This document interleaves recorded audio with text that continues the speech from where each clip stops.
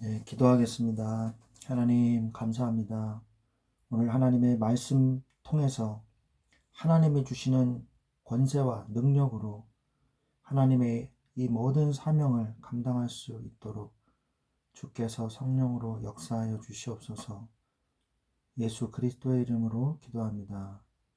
아멘. 하나님의 말씀, 민수기서 17장 8절부터 11절 말씀입니다. 민수기서 17장 8절부터 11절 말씀을 제가 같이 봉독하겠습니다.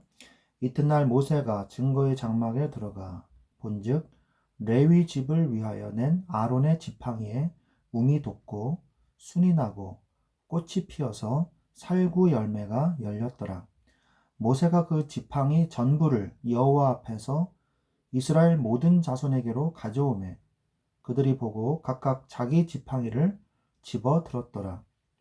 여호와께서 또 모세에게 이르시되 아론의 지팡이는 증거궤 앞으로 도로 가져다가 거기 간직하여 반역한 자에 대한 표징이 되게 하여 그들로 내게 대한 원망을 그치고 죽지 않게 할지니라. 모세가 곧 그같이 하되 여호와께서 자기에게 명령하신 대로 하였더라. 아멘. 네, 오늘 말씀은 고라 자손들의 이 고라와 그 다음에 그 두 명, 아비람과 다단이죠.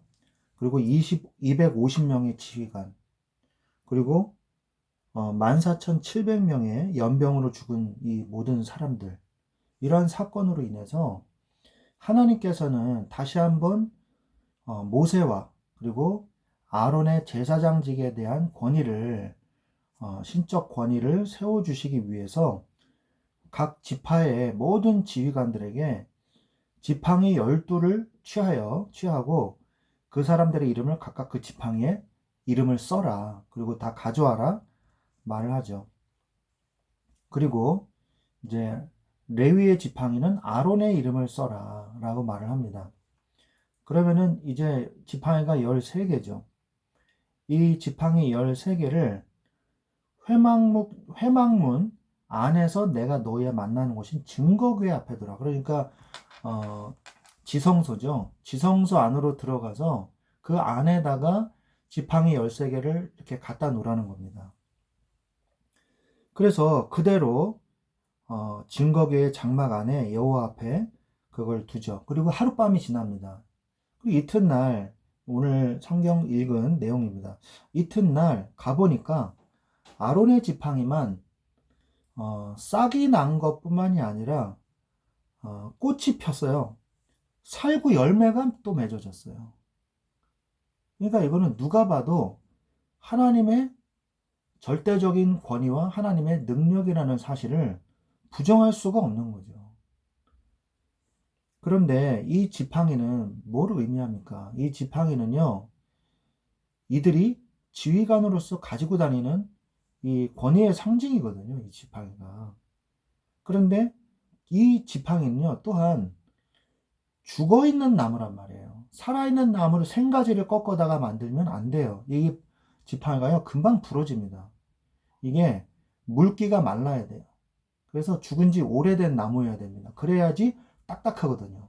생가지는요, 금방 부러져요. 그리고 금방 잘 타지도 않고. 그래서 이게 아주 단단한 지팡이가 되려면 바싹 말라야 되거든요. 그런데 이 죽은 지 오래된 지팡이의 나무에서 생명의 역사가 일어난 거예요. 누구의 지팡이만? 아론의 지팡이만 이 싹이 난 겁니다. 그래서 하나님께서 이러한 기적을 모든 사람들이 보는 앞에서 내 지팡이는 안 폈네. 아론의 지팡이만 싹이 났네. 모든 사람이 볼 거 아닙니까?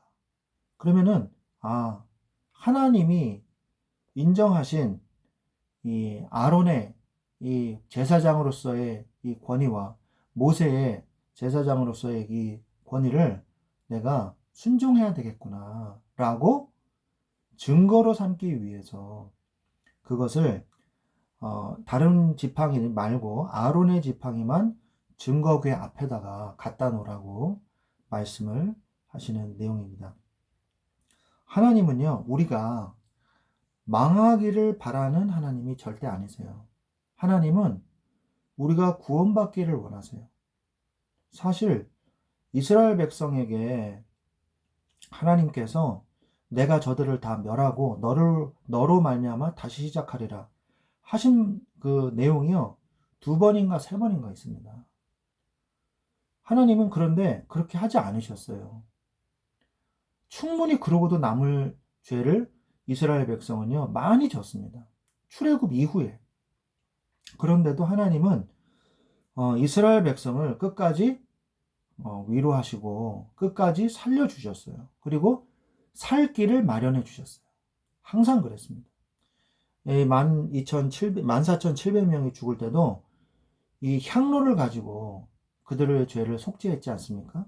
워낙 긴박한 이 상황이었기 때문에 속죄제를 드린 것은 아니지만 이 향로를 가지고 들어갈 때는 제사장들이, 대제사장이 속죄소에 들어갈, 지성소에 들어갈 때 그걸 가지고 들어갔거든요.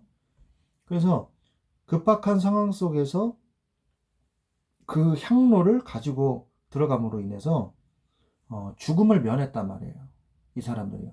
그런데도 빨리 이제 해야 되기 때문에, 그런데도 이제 늦었죠. 그래서 14,700명이나 그리고 250명은 불에 타 죽고, 고라의 자손들, 그 다음에 아비람과 다다는 땅에 꺼짐으로 인해서, 그리고 다시 딱 매장됐다고 되어 있거든요.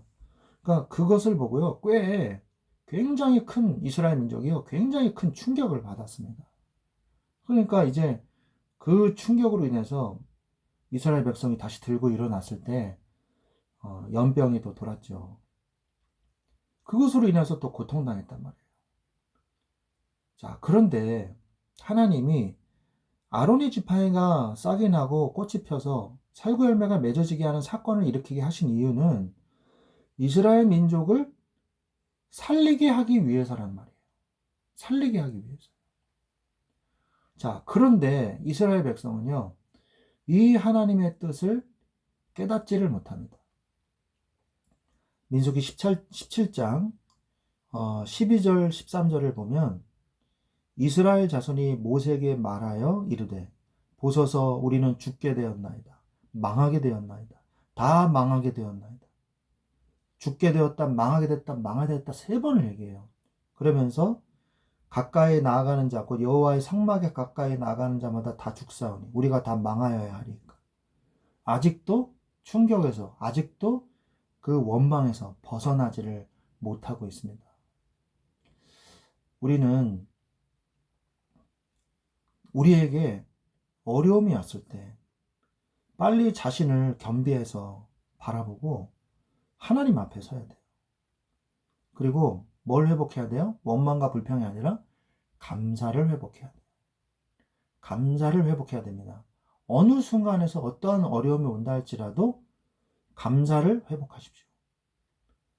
속죄제와 속건제, 그리고 소제와 번제, 그러면서 화목제를 잊지 마세요. 하나님과 화목하는 관계가 항상 우리는 유지되어야 됩니다. 하나님은 우리와 함께 하시길 원하시는 거예요. 하나님이 우리를 심판하길 원하시는 게 아닙니다. 그들의 죄악으로 인해서 이들이 심판받았지, 하나님의 이유 없는 재앙으로 이들을 멸망시키고 이들을 죽이신 게 아니거든요. 이들이 스스로 그들의 죄로 인하여 멸망한 것이에요. 그런데 자기들의 죄를 전혀 보지를 못해요. 하나님이 그렇게 하셨다. 가까이 가면 다 죽는다. 죽는다. 망한다. 이게 입버릇처럼 붙어 있어요. 우리는 하나님의 말씀을 붙잡고 어떠한 재앙과 어떠한 어려움과 어떠한 환난이 있다 할지라도 자신을 바라보고 나의 모습이 하나님 앞에 올바른 것이 있었는지 자신을 겸비하여 바라보고 하나님의 뜻을 발견하고 감사를 회복해야 돼요. 또한 아론의 입장에서는 권위는 인간이 세우는 게 아닙니다. 나 제사장이야. 나 이런 일 해. 너희들 내 권위에 도전하지 마. 인간 세상에서는 어떻습니까? 자신의 권위에 도전하는 사람을 계속 죽이고 도전할 것 같은 사람도 다 죽이고 막 그러잖아요. 왕권 뭐 강화하고 이런 거 역사를 우리가 보면. 근데 성경은 그게 아니에요. 자신의 이런 권위를 도전하는 자를 내가 내려치는 게 아니에요. 왜? 하나님의 일을 하도록 선택하셔서 권위를 허락해 주신 것이거든요. 모세가 잘났기 때문에 모세가 능력이 있기 때문이 아니라는 거예요. 제사장도 마찬가지고. 권위는 인간이 세우는 것이 절대로 아닙니다.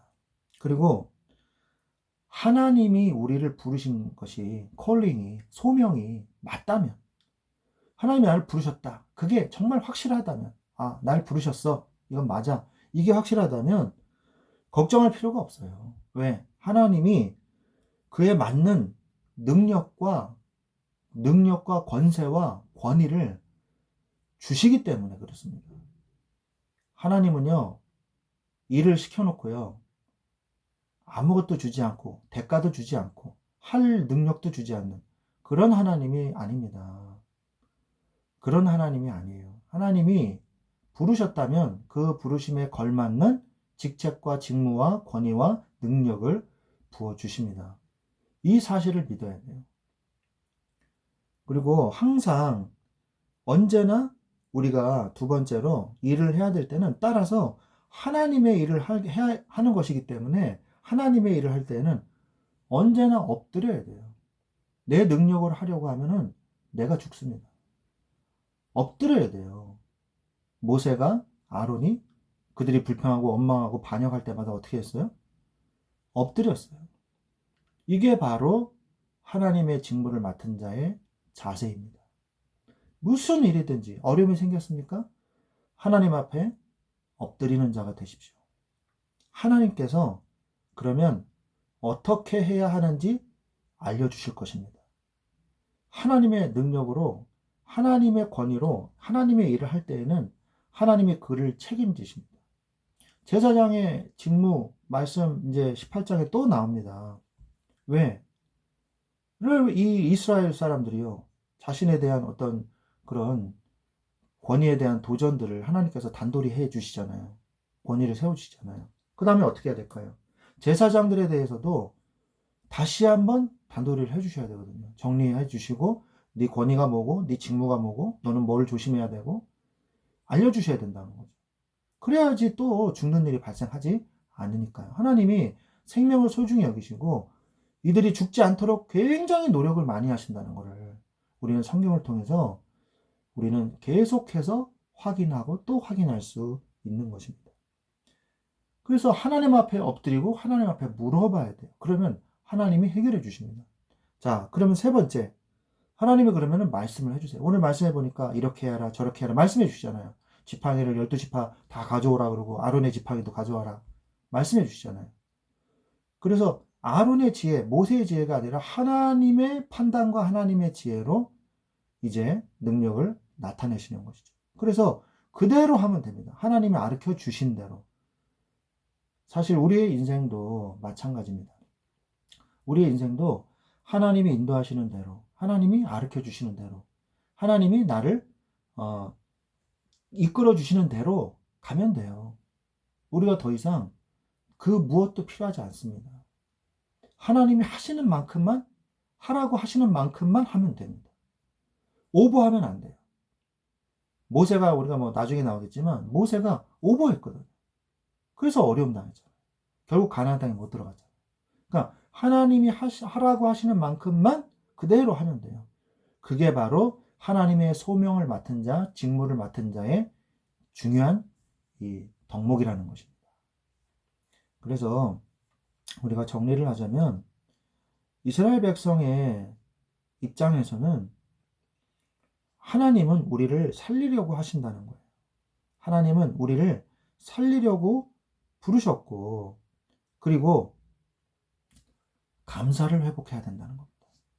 불평과 오망이 아니라 감사와 은혜와 믿음을 우리가 회복해야 돼요. 그 다음에 제사장으로서는 하나님이 우리의 권위를 세우는 것이지 인간이 스스로 자신의 권위를 세우는 게 아니라는 거예요. 그래서 하나님은 부르셨다면 하나님은 분명히 거기에 맞는 직무와 능력과 권세와 권위를 주십니다. 그래서 뭐 하라? 문제가 올 때마다 엎드려라. 엎드려 하나님 앞에 구하라. 그러면 하나님이 말씀해 주십니다. 하나님께 물어보세요. 그러면 하나님이 가르쳐 주십니다. 그리고 하나님이 가르쳐 주신 대로 그대로 행하시면 더도 말고 덜도 말고 그대로만 행하시면 하나님은 우리의 인생을 더도 말고 덜도 말고 정확하게 인도해 줄 줄로 믿습니다. 이러한 축복을 오늘도 내일도 항상 누리시기를 주 예수 그리스도의 이름으로 축원드립니다. 기도하겠습니다. 하나님 감사합니다. 하나님 내가 혼자라는 것을 그런 엉뚱한 생각을 하지 않게 하여 주옵소서. 주님은 우리를 떠나신 적이 없고 우리를 인도하지 않으신 적이 없고 우리와 늘 함께 하셔서 그 권위와 권세와 능력과 그 직무를 우리에게 가르쳐 주시고 도우시고 역사하신 줄로 믿습니다. 모든 것 아버지 하나님 주님 앞에 엎드려 기도하게 하시고 물어보게 하셔서 하나님이 말씀하시는 바대로 인도받으며 정확하게 주의 일을 감당해낼 수 있도록 우리에게 은혜를 부어 주시옵소서. 늘 감사와 믿음으로 함께하여 주옵소서. 감사하며 예수 그리스도의 이름으로 기도드렸사옵나이다. 아멘.